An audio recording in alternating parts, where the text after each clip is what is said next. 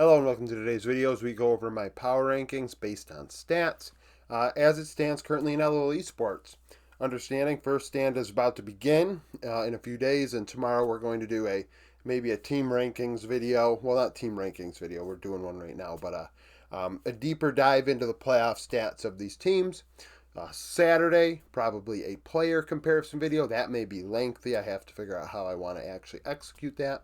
And then Sunday, a prediction video, maybe a brief look at some narratives that I may have going into the event, and go from there. So that's the deal. This is 100% based off stats. I did alter my algorithm, if you will, for this. So I removed First Blood and First Turret because I had Feat of Strength anyways. That's fine. I also removed Void Grubs per game because that's also part of Feat of Strength. I mean, the jungle spawn, monsters and all that jazz. I figured, fuck it, get rid of it. So, Feat of Strength I kept. I also added a stat that I right now called Algo, but it's all algorithm based. But it is pretty much trying to boost up the teams that obviously had a tougher schedule because they played in the playoffs. So I utilized final season standings as a means to try and boost teams.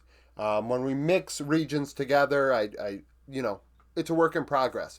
But also keep in mind, because you're going to see teams where you don't expect, but I mean, there's a long intro, but I mean, it is what it is. This includes all season long stats. This does not include stats from last week only or the playoffs only. This is the entirety of the season. So if you sucked for 3 weeks or 4 weeks and did good for a week and, somehow, some way are where you are, then, those other 4 weeks are still part of your, stats. So in terms of major regions, NIP is still at the top, despite losing to Anyone's Legend and Top Esports. Statistically, still very strong. They're doing the right things, and in the end, the teams at the top are the ones doing the right things. BLG may have lost the top, but beat Weibo and Thundertalk, and the changes in stats boosted the team 8 spots. Anyone's Legend lost to Top Esports, but beat NIP and JDG. They actually moved down 1 spot because of the stat changes. Top Esports, of course, run the gambit, beat IG, Ninjas, Anyone's Legend, BLG, and JDG, all 3-1, and thus also moved up 9 spots. So you see the top dominated by the LPL. But theoretically, we look at these top 4 teams, and I think any of them could compete for Worlds, right? For sure. HLE beat Genji 3-2. They moved up 4 spots. IG are in 7th. They lost to Top Esports, but still moved up a spot. Gen G beat D Plus 3-0. Lost to HLE. They moved up 2 spots. They are 9th. Nongshim still in the top 10 because statistically they were very good. I mean, it is what it is. They were very good, and even despite where they finished in the end, they still are statistically quite strong. Weibo, well, what you got? JDG lost to Anyone's Legend and Top Esports, beat Thundertalk 3-1. They did move down 6 spots in this. JDG are now 10th. Weibo lost to BLG. They dropped 5, so they're 11th. Thundertalk lost to JDG and BLG, moving down 9 spots. And D Plus beat Genji. It lost to Genji 3-0, so +1. Ironically enough, the top half, the 13 teams here, are the ones that moved in terms of actually played games. The other 13, there was some movement due to stat changes, but they are where they are. Minor regions, so that's LCP, LTA, and LEC. Obviously, many teams continued to play. CFO are now at the top. They beat Talon 3-1. They moved up 6 spots. Team Liquid beat Cloud9 2-1. 100 Thieves 3-0. They moved up 7 spots. Now, Koi still remains towards the top. They still remain statistically the strongest European team. Macro-wise, they make a lot of good decisions. They get objectives. In the end, I'm not even going to say they make good decisions. They get objectives. They have a good kill-death differential. They have a good goal difference when they win. Obviously, when they lose, they're not inting their face off regularly to the point where it washes out their wins. So Yeah, they finished fourth in the LEC, but statistically, they are still a team that is much better than where they're ranked. And it's very reminiscent of last season with this team when it was Mad Lions, in that somehow it found a way to win in winter. And it was like, oh, well, shit, I didn't expect this to happen, right? But still, no, they didn't win in winter, did they? No. They did do very strong in winter, and then stunk in spring and summer. So the sorry about that. Point is, doing well in winter is not indicative of great success further. Um, Team Liquid, so Koi beat Giant X 2-0, lost to KC 2-0, and Fnatic 3-1. They dropped 2 spots. FlyQuest moved up a spot statistically, but lost to 100 Thieves 2-1. They're fourth. Fnatic fifth, the only one to really give KC a run for their money in playoffs, taking them to 5 games. Moved up 3 spots. They beat BDS and Koi as well. Talon for the LCP beat Vikings 3-2, lost to CFO 1-3, moved up 4 spots. They are sixth. Berea still finds a way to be seventh, similar to Nongshim on the other side. Statistically played very well when they did play. A very underrated team, a team you should be looking at in spring as somebody that could surprise you. We'll see if they can repeat their performance. Cloud9 dropped 4 spots, lost to Team Liquid. 100 Thieves beat FlyQuest, lost to Team Liquid, got swept actually, dropping 6 spots to 9th place.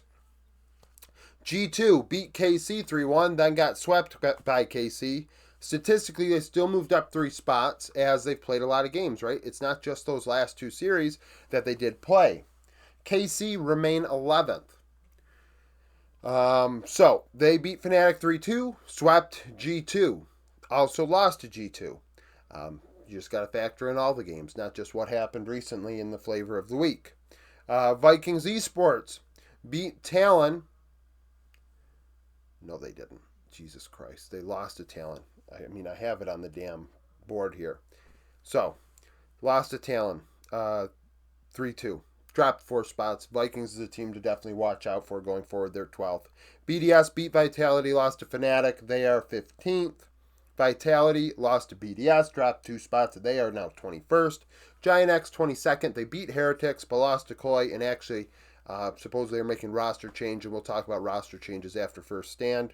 Heretics lost to Giant X. They moved up 4 spots to 28th because statistically, when we removed those stats, they did better than expected. So, of course, we're still working out the kinks of this whole power ranking thing with stats, but still it is interesting to see who is actually playing well, getting objectives, getting kills, not dying, building gold leads. We're factoring all this stuff into play and trying to come up with who is the team.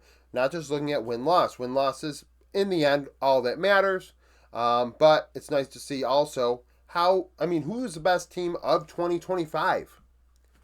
In my opinion, this is going to determine who the best team is in 2025 because this game is not your traditional sport. This is not football. This is not basketball. This is not baseball. This game does not change quite like those games do. Those games take slow, methodical change. Baseball, hell, it took 100 years to make any changes. But in this game, it's every 2 weeks. So the fact of the matter is, the game now is very different from the game 2 weeks ago to some teams. Maybe you just completely, turn the game on its head with item changes and things like that. And I know some people don't like to respect patches and how it changes, but looking at it from a traditional sport sense is foolhardy in my opinion. So I have the Discord voting up here as well. If you'd like to join the Discord, we had 10 participants this time, which is nice. We only had 6 last time, maybe even less than that. 33 teams had a vote. 33 teams were voted at some point. Of the 10 teams, despite HLE having the most first place votes with 6, they were second. Top Esports had 3, but had more better average when we took it all into account. And KC did have 1 vote. We have an individual in the Discord who I have, in my comments, labeled the leader of KC's fan base. KC fans, you probably don't want him to be the leader, but because he did this, he has to be your leader.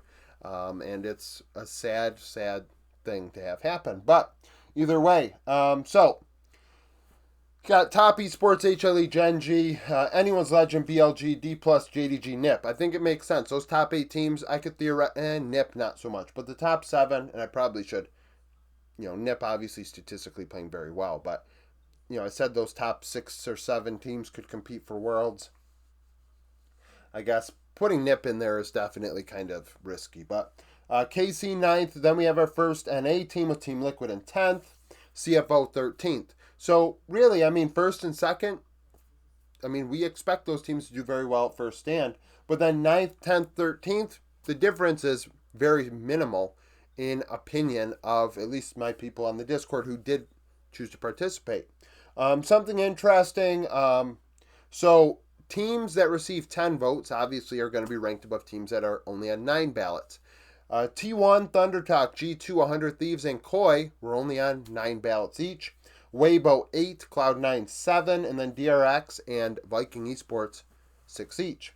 Other teams that received a vote: KT, EDG, LGD, Isurus, Astral, LNG, GAM, and RNG. So, I don't think these lists are that far off after changing the stats. I think it did help a bit, or at least getting rid of stats that probably weren't necessary. I may still get rid of another one. I'm debating for next time. But nevertheless, thank you for watching. Like the video if you like it. Subscribe to the channel for daily League of Legends content. Follow me on Twitter. Join the Discord. Become a YouTube supporter. And hope to see you again tomorrow.